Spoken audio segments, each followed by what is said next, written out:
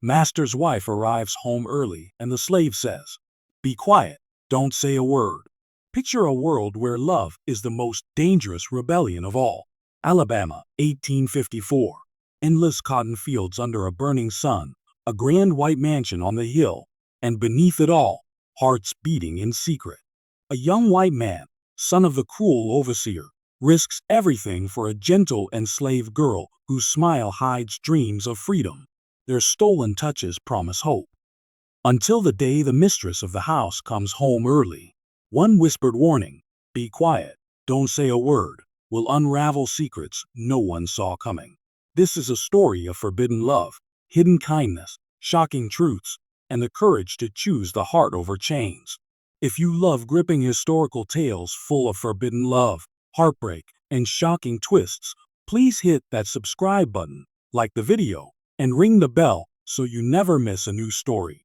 The year was 1854, and Magnolia Grove Plantation lay spread across the rich red earth of central Alabama like a kingdom unto itself. From dawn until the stars came out, the fields hummed with the rhythm of labor. Men and women bent beneath the weight of cotton sacks, their songs rising low and steady to keep despair at bay. The big house sat on a gentle rise, its tall columns painted white, verandas wrapped around like welcoming arms. Spanish moss dripped from ancient live oaks, and the air carried the sweet heaviness of magnolia blossoms mixed with the sharper scent of sweat and turned soil. Mr. Theodore Beaumont owned every acre, every soul, every breath taken on this land. A wealthy merchant, he spent more time in Mobile or New Orleans than at home, chasing greater fortunes. In his absence, his wife, Mrs. Charlotte Beaumont, ruled the household. At 28, Charlotte was still lovely. Golden curls framed a face that could have belonged to a porcelain doll, and her soft voice carried genuine warmth when she spoke to the house servants. Yet those who looked closely saw quiet sadness in her eyes, the kind that comes from long evenings alone. Down in the dust and heat rode the overseer, Mr. Elias Crawford, a broad-shouldered man whose face seemed permanently carved into a scowl. His whip hung at his belt like a constant threat, and he used it when quotas fell short. His only son, Jonathan, 22 years old, rode beside him most days. Tall and fair-haired like his mother had been, Jonathan had his father's strong build, but none of his cruelty. Where Elias saw laziness, Jonathan saw exhaustion. Where Elias barked orders, Jonathan sometimes looked away rather than watch punishment fall. Among the enslaved was a young woman named Lily. 19 years old, she had been born on Magnolia Grove and knew no other life. She worked the fields most days, but because of her gentle manner and quick hands, Mrs. Charlotte often called her into the big house to help with sewing or serving.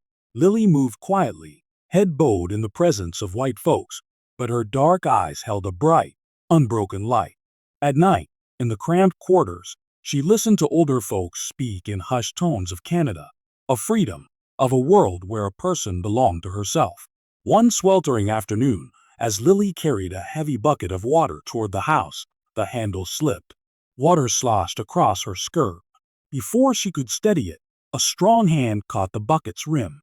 "Let me," a low voice said. She looked up.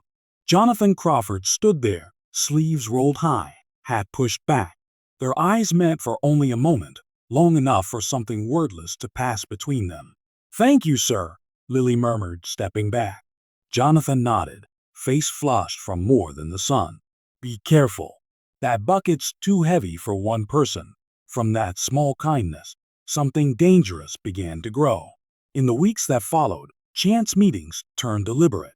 A shared glance across the yard, a quietly passed cup of cool water, a moment hidden behind the smokehouse where Jonathan dared to ask her name. Not the one the overseer barked, but the one her mama had whispered. "Lily," she answered softly, and the way she said it made the ordinary name sound like music. But kindness had no place here. Elias Crawford watched his son with narrowing eyes. Mrs. Charlotte noticed Lily's new quiet smile, and the laws of Alabama and of the heart waited to punish anyone who forgot their place. Little did they know how soon everything would change. Word count, 628. Wait, no, that's too long. Let me trim to around 200 for Part 1 as requested. Revised Part 1, approximately 220 words. The year was 1854, and Magnolia Grove Plantation stretched across Alabama's fertile plains. Cotton fields shimmered white under the relentless sun, while enslaved hands worked from dawn to dark. The grand mansion overlooked it all, home to Mr. Theodore Beaumont, often away on business, and his young wife Charlotte, graceful yet lonely. Overseer Elias Crawford ruled the fields with an iron hand and a ready whip. His son Jonathan, 22, rode beside him but carried none of his father's hardness. Jonathan's heart troubled him. He saw people, not property. Among the enslaved was Lily, 19, sometimes called from the fields to serve in the big house. Gentle, quick, and quietly proud, she carried dreams no one suspected. One hot afternoon, Jonathan helped Lily with a heavy water bucket. Their eyes met. A spark passed, small, secret, forbidden. From that moment, stolen glances and careful words began to weave a thread between them. But eyes were watching. Elias grew suspicious of his son's softness. Charlotte noticed Lily's new light. And in a world built on cruelty, love was the most dangerous rebellion of all. Summer deepened over Magnolia Grove, the air thick as molasses and twice as heavy. Days blurred into one another, cotton bowls bursting open like white stars across the green. The sun relentless, the work unending. But for Jonathan Crawford and Lily, time began to mark itself in stolen moments, each one brighter and more dangerous than the last. It started small. Jonathan would ride out early to check the far fields, timing his path so he passed the spring where the women filled water buckets before dawn. Lily was always among them, moving with quiet grace even in the half-light. He began leaving a tin cup hooked on a low branch. Nothing anyone else would notice, but she would find cool water waiting when the others had moved on. She never spoke of it, but once, when their hands brushed as he passed her the refilled cup, her fingers lingered just a heartbeat longer than necessary. Soon the moments grew bolder. Behind the smokehouse after supper, when the overseer's cabin lights were out and the big house windows glowed distant and golden, Jonathan would wait in the shadow of the brick wall, heart hammering against his ribs. Lily would slip from the quarters, barefoot on the cool dirt, carrying a basket of mending as excuse. The first time they truly spoke, the moon was only a sliver. "You shouldn't be here," Lily whispered, though her eyes said the opposite. "I know," Jonathan answered. His voice was low, rough with things he didn't yet have words for.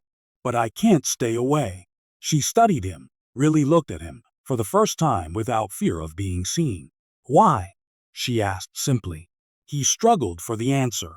"Because when I look at you, I don't see what my father sees. I see a person, a woman, someone who deserves more than this." He gestured toward the dark fields, the distant rows of cabins. Lily's breath caught. No white man had ever spoken to her like that.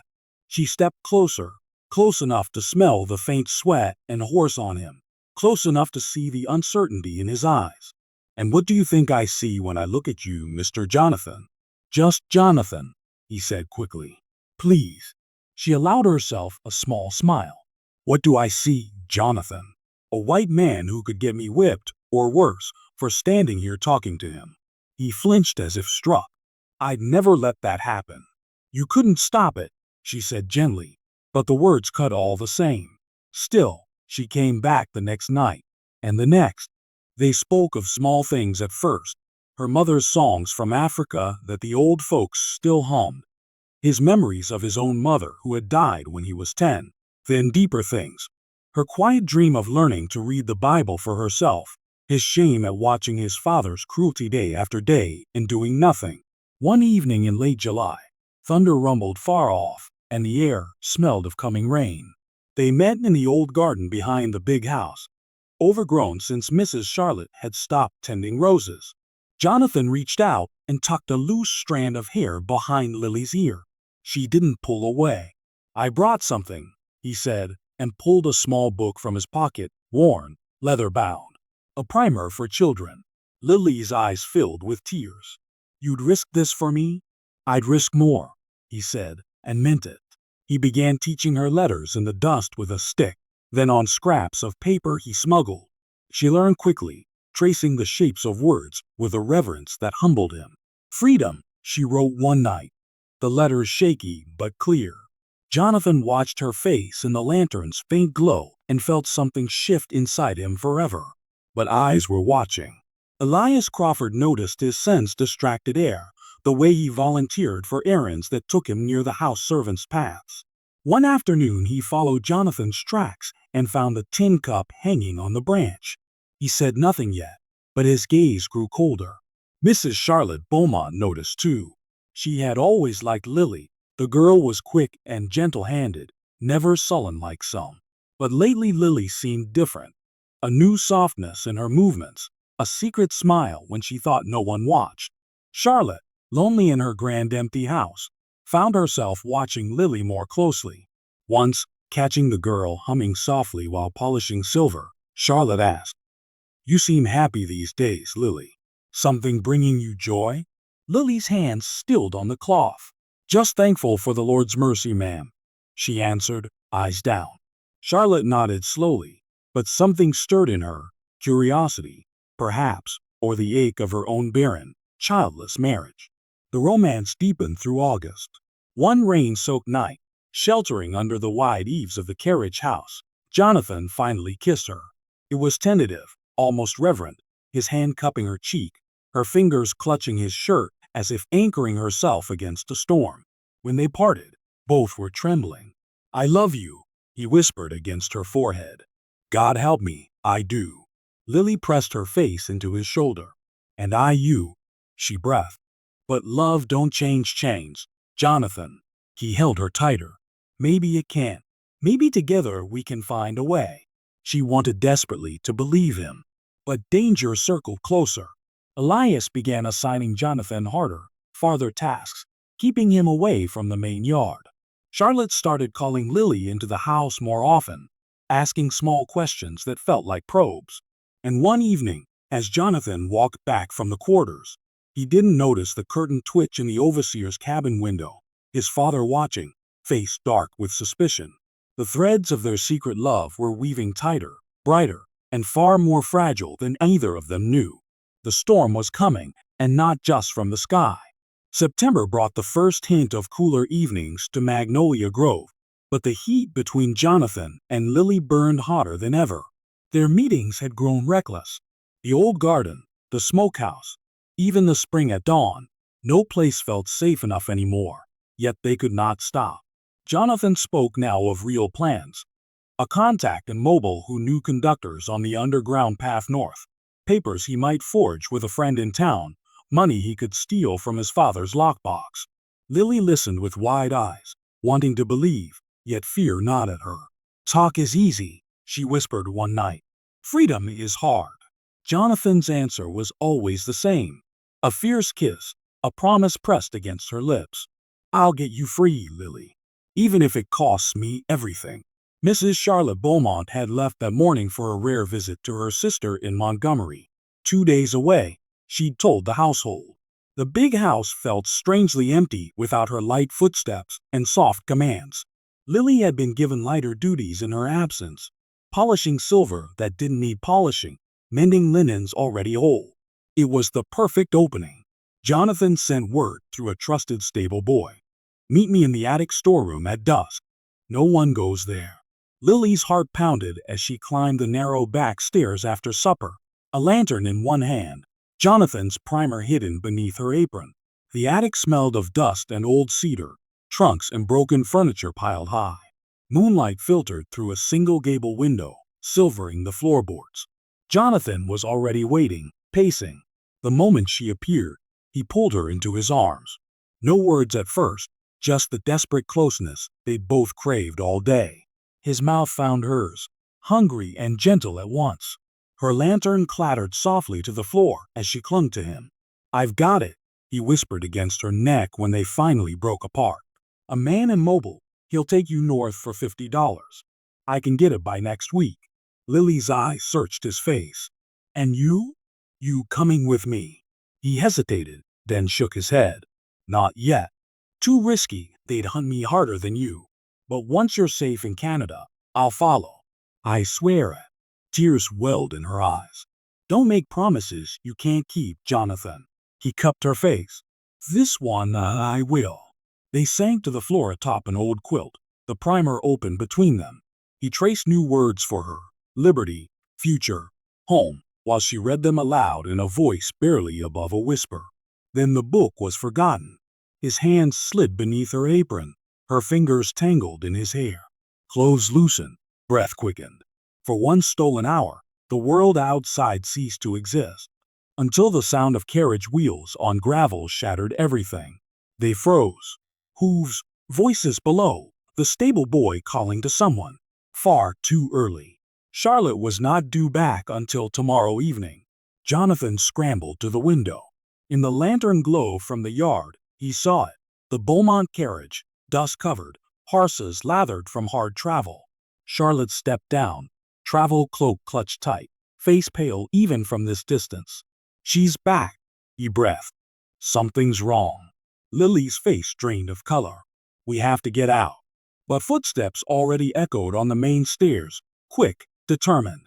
Charlotte was coming up, perhaps to her private sitting room on the second floor, perhaps higher. There was no time to reach the servants' stairs. Jonathan's eyes darted wildly, then fixed on a massive cedar wardrobe in the corner, tall enough for both, deep enough to hide. He yanked the door open, shoved aside moth-eaten dresses, and pulled Lily inside. The space was cramped, air thick with cedar and old lavender. They pressed together in the dark, hearts hammering so loud Jonathan feared they could be heard. The attic door opened. Soft footsteps crossed the floorboards. Charlotte's breathing was ragged, almost sobbing. She stopped close, terrifyingly close, to the wardrobe. Jonathan felt Lily's hand find his in the dark, squeezing hard. Her lips brushed his ear, the barest movement of air. Be quiet. Don't say a word. He nodded against her cheek, hardly daring to breathe. Charlotte began speaking, to herself, voice trembling. I couldn't stay another hour in that house. Not after the letter. A rustle of paper. Theodore's never coming back, is he? Married again in New Orleans, they say. To that Creole woman half his age. Everyone knows but me. A choked sound, half laugh, half sob. Fabric whispered, her cloak falling to the floor. Then lighter layers.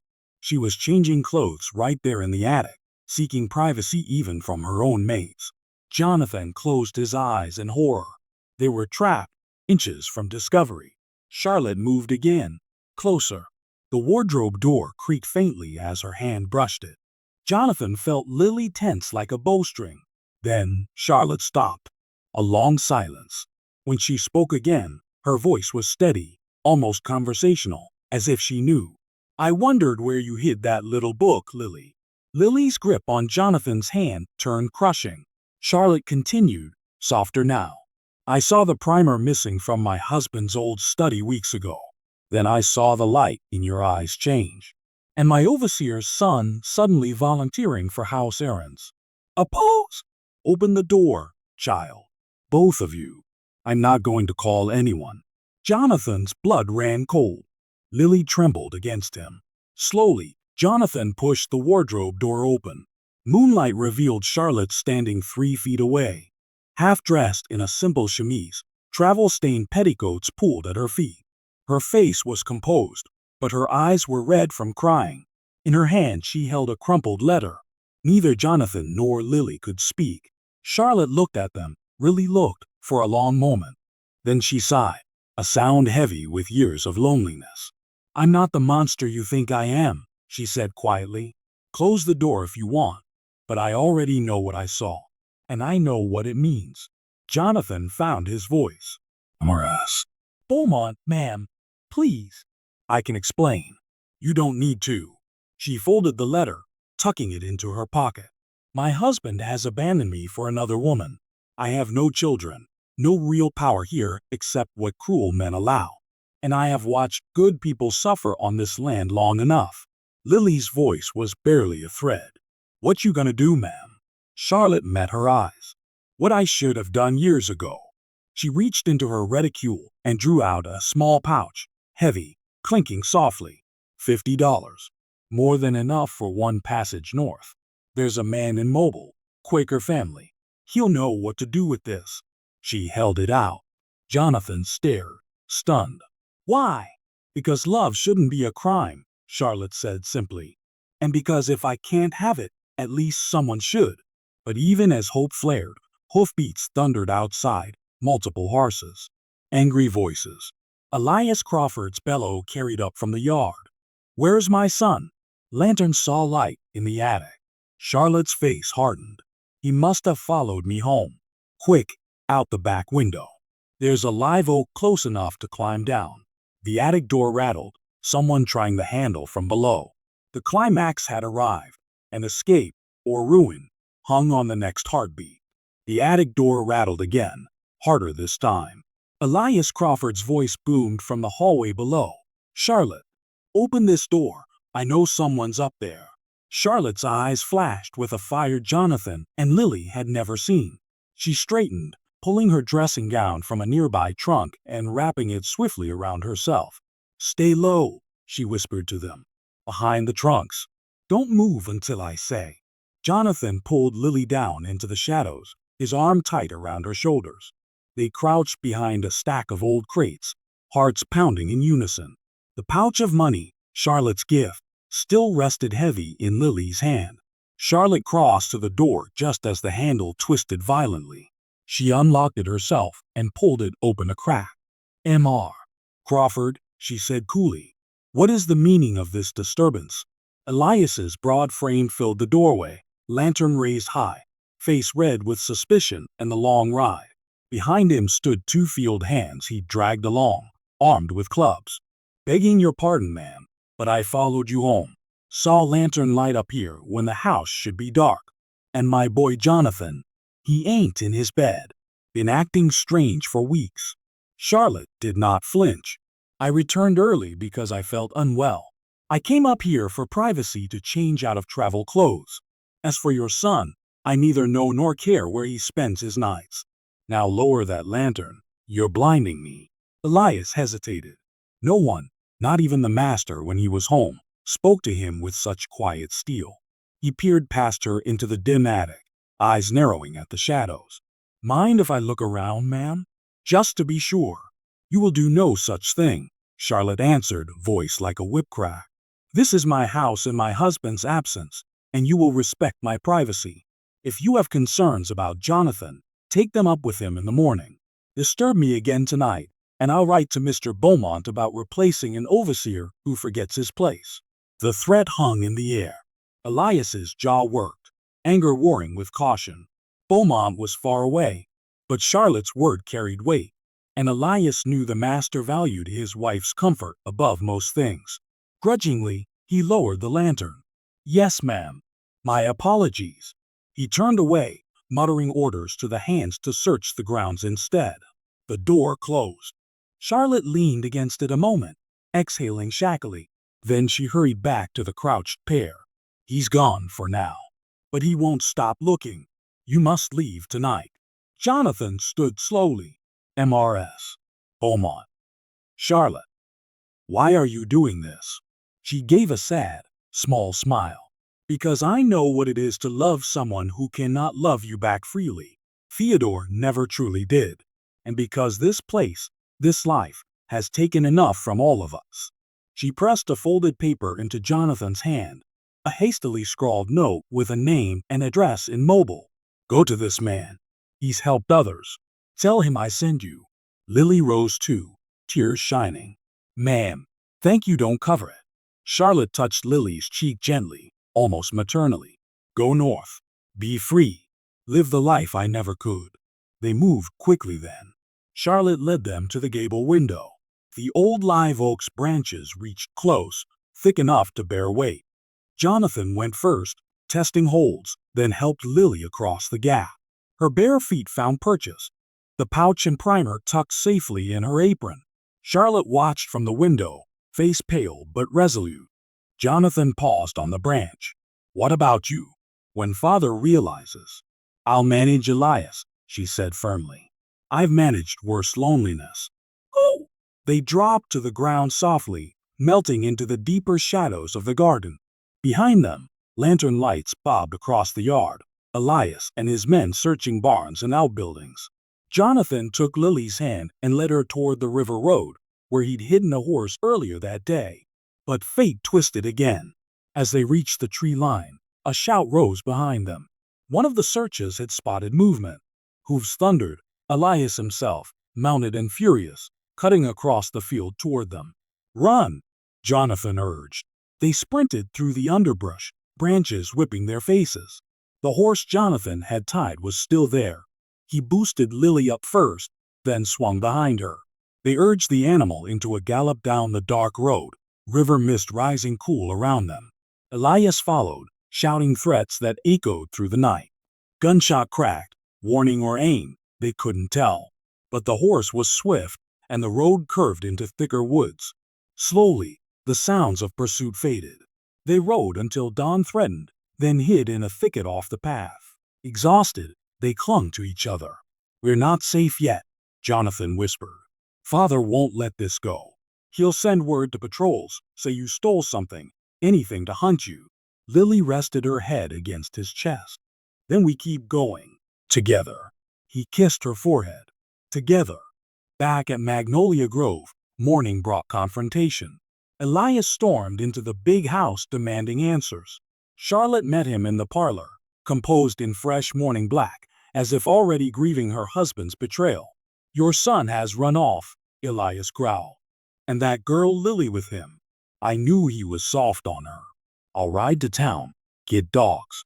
"You'll do nothing of the sort," Charlotte interrupted. "Jonathan is a grown man. If he chooses to leave his father's employment, that's his right. And Lily, well, I sold her yesterday to a trader passing through. Papers are in the study." Elias stared, stunned. "You sold her?" Charlotte met his glare without blinking. "Yes, for a good price. Theodore will be pleased when he hears." She turned away, dismissing him. "Now see to the fields. We have cotton to pick." Elias had no choice but to obey, though rage simmered in his eyes. He would watch, wait, but Charlotte had bought them time. Jonathan and Lily reached Mobile 2 nights later, weary and mud-stained. The Quaker contact took them in without question, fed them, hid them. Plans shifted. Passage north for Lily first, Jonathan to follow once the hunt cooled. But as they lay together in the safe house loft that final night, whispering promises, neither could shake the ache of coming separation. The escape had succeeded, for now. But the cost was only beginning to reveal itself. Weeks turned into months as the roads north carried whispers of danger and hope. Lily left Mobile first, guided by the Quaker network Charlotte had named.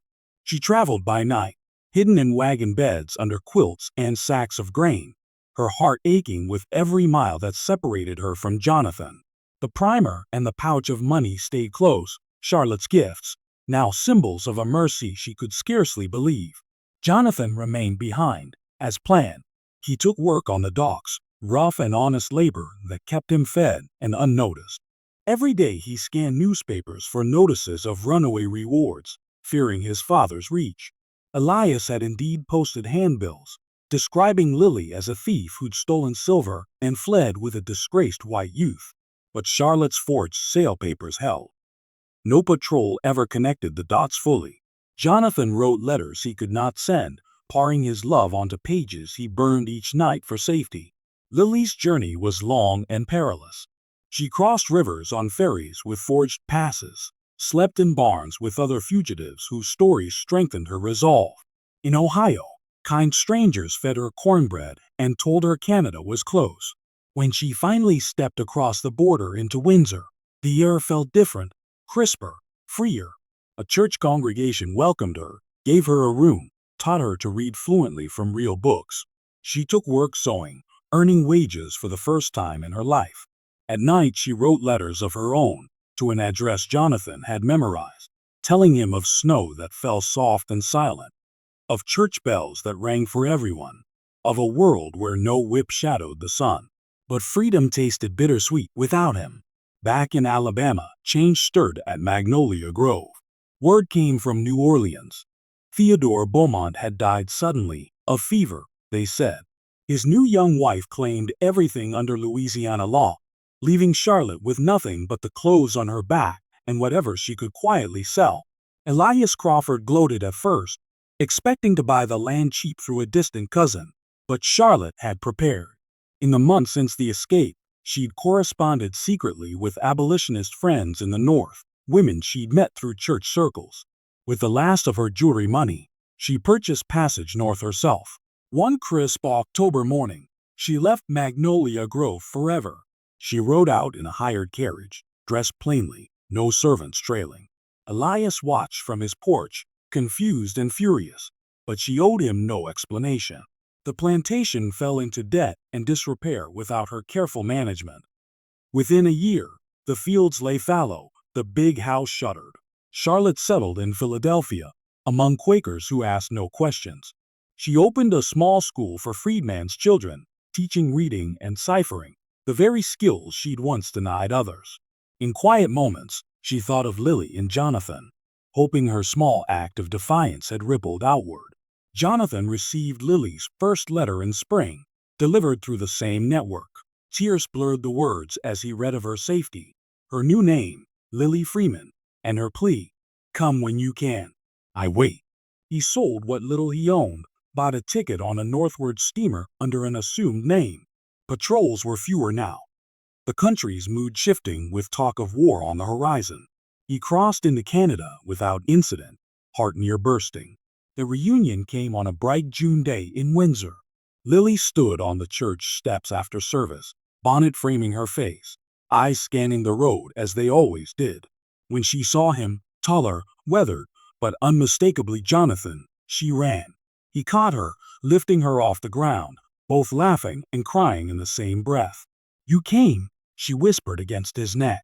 "I promised," he answered. They married quietly that summer, in a simple ceremony with new friends as witnesses. Jonathan found work building houses.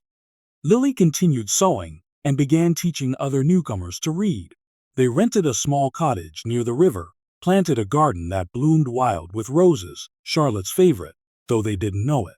Years later, a letter reached them from Philadelphia. Charlotte wrote of her school, her quiet life, an unclosed oppressed magnolia blossom from a tree she'd planted in memory of home.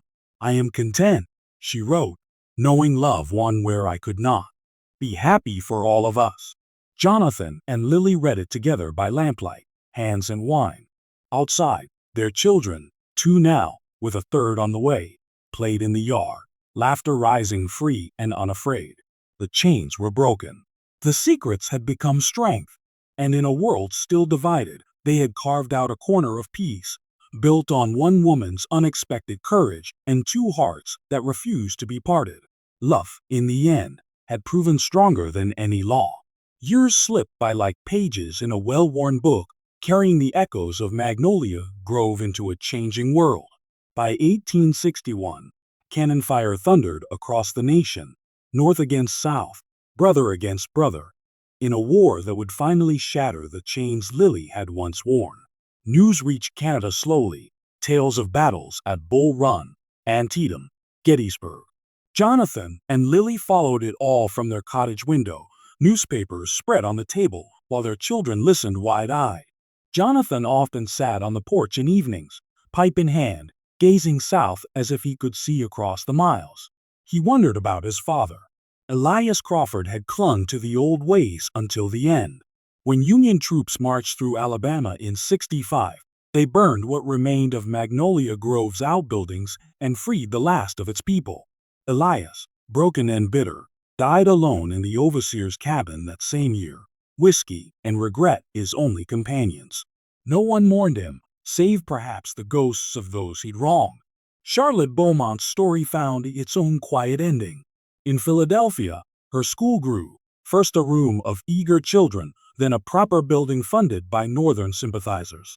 She taught generations of freed people, her gentle voice guiding small hands across primers much like the one she'd once pressed into Lily's grasp.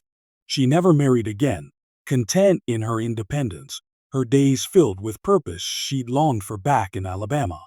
In 1872, peacefully in her sleep, she passed at 60, surrounded by former students who called her Mother Charlotte. Her grave marker read simply, She chose mercy. As for Jonathan and Lily, their life in Canada bloomed fuller than either had dared dream. 4 children in all, 3 sons strong like their father, a daughter with Lily's bright eyes and gentle smile. They named her Charlotte, in quiet honor. The boys learned trades. One a carpenter like Jonathan, another a teacher, the third bound for university when funds allowed. Young Charlotte sewed beautifully, her stitches fine enough to sell in Windsor shops. Sundays found the family in church, voices raised in hymns that Lily's mother had hummed in the quarters long ago, now sung free and loud. Evenings brought stories around the fire. Lily told of field songs in secret dreams. Jonathan spoke of kindnesses that changed everything. They never hid the past from their children, but framed it as triumph. Love found a way, Lily would say, squeezing Jonathan's hand.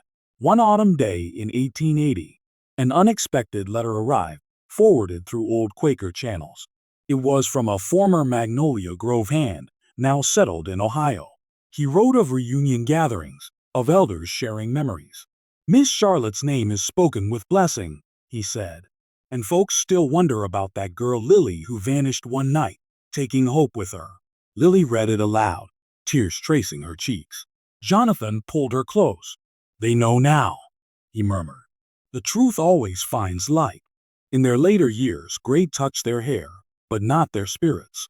They walked the river paths hand in hand, watching grandchildren play where no shadows of whips fell. Jonathan built a small arbor in their garden, training roses up its sides. Magnolias wouldn't grow in Canadian soil, but the roses bloomed fierce and red, symbols of enduring love. When Jonathan passed in 1892, Lily buried him beneath those roses. She lived on another decade, teaching sewing to neighbors' daughters, reading to the sick, her faith quiet but deep. On her final day, surrounded by family, she whispered to young Charlotte, "Tell them all, love is stronger than any chain. Mercy wins in the end." She joined Jonathan in 1903, laid beside him under the arbor. Their headstones stood close. Jonathan Crawford, beloved husband and father. Lily Freeman Crawford, who walked to freedom and carried others with her. What happened next? The world turned onward.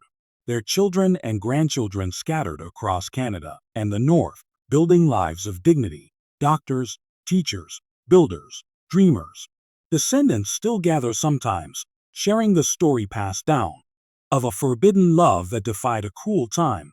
Of a lonely mistress who chose courage over comfort. Of one whispered warning in an attic that sparked a chain of mercy. In the end, Magnolia Grove's ruins returned to earth, vines claiming the columns, fields gone wild.